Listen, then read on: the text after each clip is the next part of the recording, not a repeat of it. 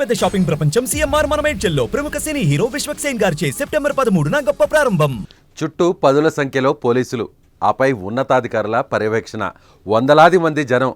అయితే అవేమీ లెక్క చేయకుండా మద్యం కోసం ఎగబడ్డారు మందుబాబులు. ఉన్నట్టుండి ఒక్కసారిగా మందు కోసం దూసుకొచ్చిన మద్యం ప్రియులు చేతికి అందిన కాడికి తీసుకొని అక్కడి నుంచి జారుకున్నారు. అయితే ఏం జరుగుతుందో తెలుసుకునే లోపే సగానికి పైగా మద్యం బాటిల్ను స్వాహా చేసేశారు. ఈ సంఘటన ఏపీలోని గుంటూరు జిల్లాలో చోటు చేసుకుంది.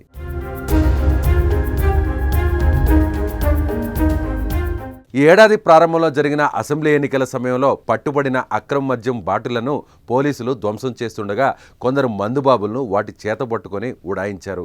పోలీసులు అడ్డుకునే ప్రయత్నం చేయగా కొద్ది నిమిషాల పాటు అక్కడ గందరగోళం నెలకొంది. ఏకంగా పోలీసుల కళ్ళెదుటే మందుబాబులు మద్యం సీసాల కోసం ఎగబడడం స్థానికంగా చర్చనీయాంశంగా మారింది.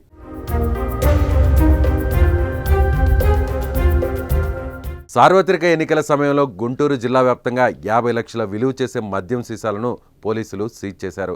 అయితే అలా సీజ్ చేసిన మద్యం సీసాలను నల్లచెరువులోని డంపింగ్ యార్డులో ధ్వంసం చేయడానికి ఏర్పాట్లు చేశారు పోలీసులు.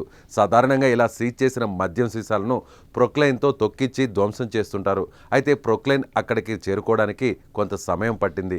ఈలోపు పోలీసులు మద్యం సీసాలను రోడ్డుపై పేర్చారు.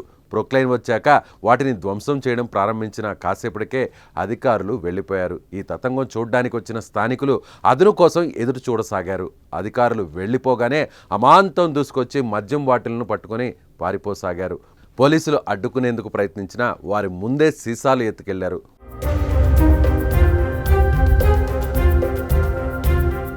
వాళ్ళను పట్టుకున్న పోలీసులు ప్రశ్నించగా వృధాగా మద్యాన్ని నేలపాలు చేస్తుంటే చూస్తూ ఊరుకోలేకపోయాం సార్, క్షమించండి సార్ అంటూ కహానీలు చెప్పసాగారు. మద్యం బాబులా ముందే వారికి ఎంతో ఇష్టమైన సీసాలను ధ్వంసం చేస్తుంటే ఊరుకుంటారా మరి? అందుకే ఇలా చేశారంటూ కొందరు కామెంట్స్ చేస్తున్నారు. సో మీ అభిప్రాయాన్ని కామెంట్ రూపంలో మీరు కూడా తెలియజేయండి.